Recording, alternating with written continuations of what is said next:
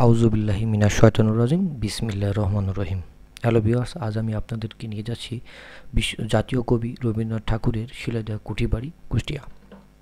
শিলাইদহ কুঠিবাড়ি কবিগুরু রবীন্দ্রনাথ ঠাকুরের বিশ্ব সাহিত্যাঙ্গনে উজ্জ্বল নক্ষত্রের মতোই আলোকিত এক নাম। শিলাইদহ রবীন্দ্রনাথের স্মৃতিকে ধারণ করে কুষ্টিয়া তথা দেশবাসী আজ গর্বিত। পদ্মার তীরবর্তী সবুজে ঘেরা শিলাইদহ গ্রামখানি কবির খুব ভালো লাগতো।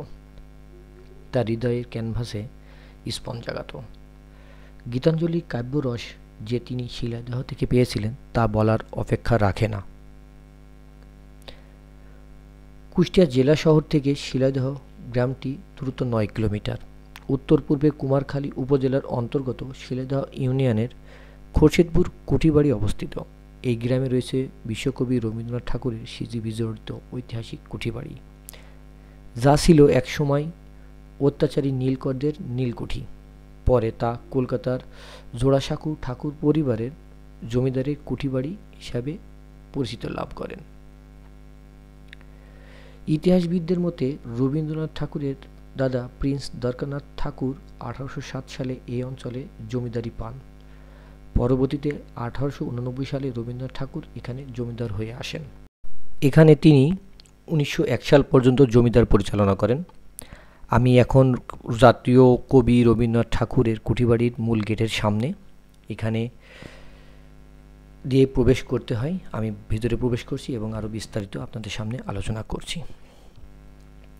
এই সময় এখানে বসে তিনি রচনা করেন তার বিখ্যাত গ্রন্থ সোনার তরী, চিত্রা, চৈত্রালী ইত্যাদি। গীতাঞ্জলি কাব্যের অনুবাদ কাজও শুরু করেন এখান থেকে তিনি। 1958 সাল থেকে প্রত্নতত্ত্ব অধিদপ্তরের ব্যবস্থাপনায় শিলাইদহ রবীন্দ্রনাথ ঠাকুরের কুঠিবাড়িটি গৌরবময় স্মৃতিরূপে সংরক্ষিত আছে। 1971 সালে বাংলাদেশ সরকার স্বাধীন হওয়ার পরে কুঠিবাড়িটি গুরুত্ব অনুধাবন করে কবিগুরু রবীন্দ্রনাথের বিভিন্ন শিল্পকর্ম সংগ্রহ করে বাড়িটি জাদুঘর হিসেবে প্রতিষ্ঠা করেন। রাস্তার বাম হাতে যে গেটটা দেখছেন এটা জেলা পরিষদ ডাক বাংলো। সামনে যে গেটটা দেখতে পাবেন সেটা হচ্ছে টিকিট প্রাপ্তির স্থান। এখানে আপনারা টিকিট পাবেন। জাদুঘরের টিকিটের প্রবেশ মূল্য জনপ্রতি 20 টাকা, বাচ্চাদের সম্পূর্ণ ফ্রি এবং শিক্ষার্থীদের জন্য 10 টাকা, সার্বভৌম দেশগুলোর জন্য 50 টাকা এবং বিদেশিদের জন্য 100 টাকা। আমি টিকিট সংগ্রহ করে ভিতরে প্রবেশ করছি এবং আপনাদেরকে প্রাকৃতিক সৌন্দর্য দেখানোর চেষ্টা করছি।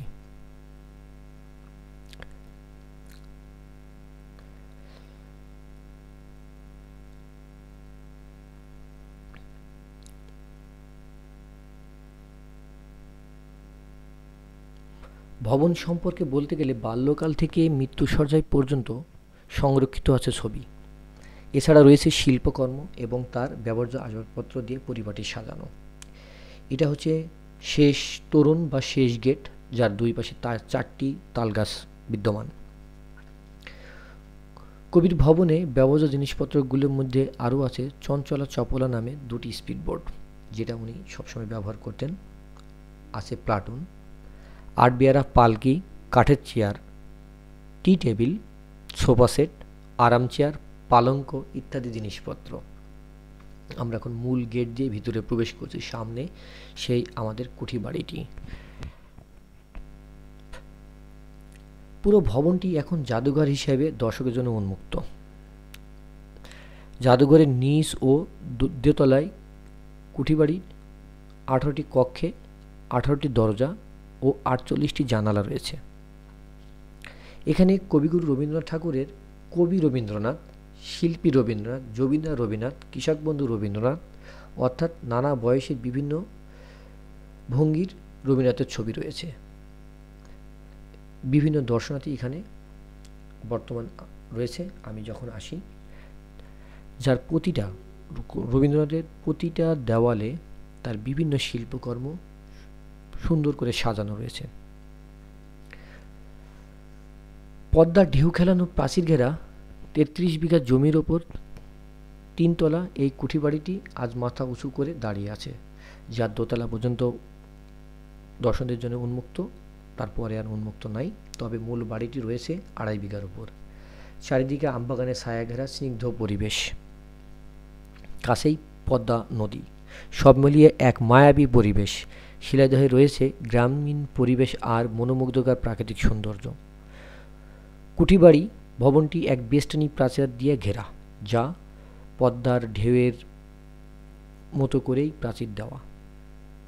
আমি এখন আপনাদেরকে দোতলার বেলকনিতে বা বারান্দাতে এসে আমি প্রাকৃতিক পরিবেশ আরও সুন্দরভাবে আপনাদেরকে দেখানোর চেষ্টা করছি। আমি বেলকনি থেকে অন্য ঘরে প্রবেশ করছি। সামনে যে ঘরটি দেখতে পাবেন, এখানে কবিগুরু রবীন্দ্রনাথ ঠাকুর এই পালঙ্কে বসে বিভিন্ন শিল্পকর্ম, কবিতা, সাহিত্য রচনা করছেন।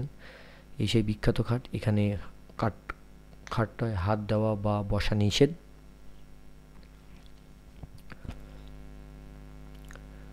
25শে বৈশাখ এই দিনটি সম্পর্কে সবাই জানে।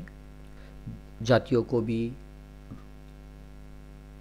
রবীন্দ্রনাথ ঠাকুরের জন্মবার্ষিকী। প্রতি বছর এই দিনটি এলেই বদলে যায় কুঠিবাড়ির দৃশ্য। কুঠিবাড়িকে কেন্দ্র করে জমে ওঠে উৎসব। বসে বিরাট গ্রামীণ মেলা, নামে মানুষের ঢল। হাজার হাজার মানুষের আগমন ঘটে দেশ বিদেশের স্বনামধন্য কবি, সাহিত্যিক, গুণীজন সহ হাজার হাজার দর্শনার্থীর। প্রাণচঞ্চল ও ভরপুর হয়ে ওঠে পুরো এলাকা। স্থায়ীভাবে তৈরি দুটি মঞ্চ পরিপূর্ণ থাকে বিভিন্ন শিল্পীতে।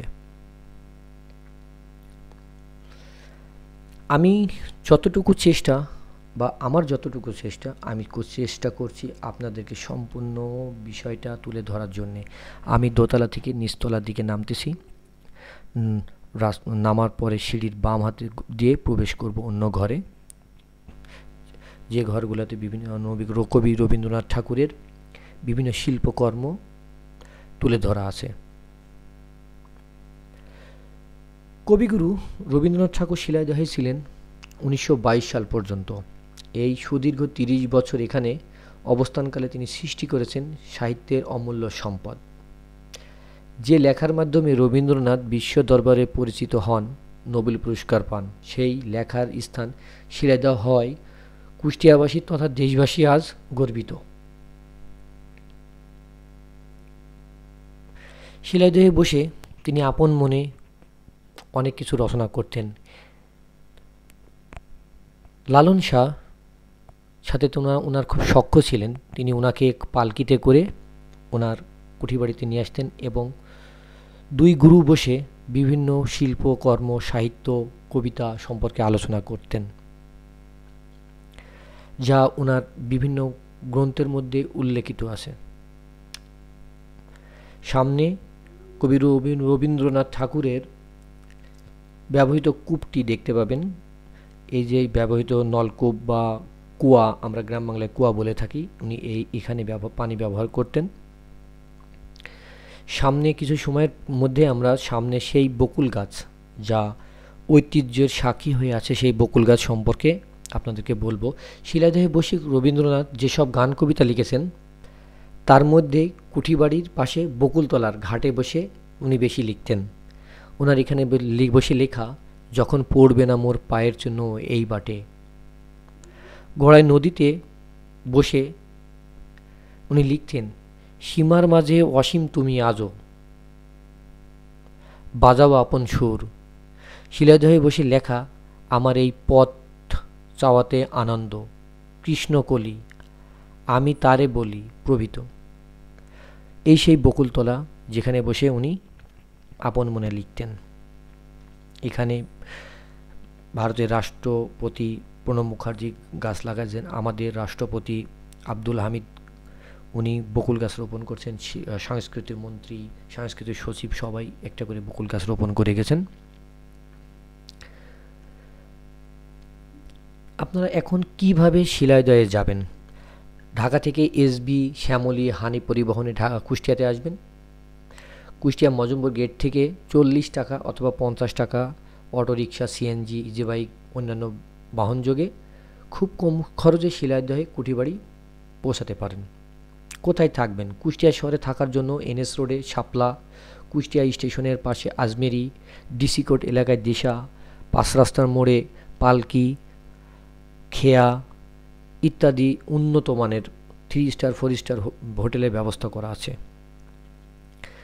কুষ্টিয়ার দুটি বিশেষ খাবার আছে।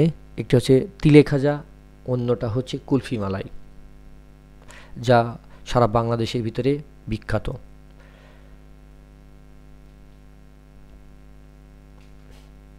তাহলে দেরি না করে এই শীতে পরিবার নিয়ে ঘুরে আসতে পারেন কবিগুরু রবীন্দ্রনাথ ঠাকুরের কুঠিবাড়ি।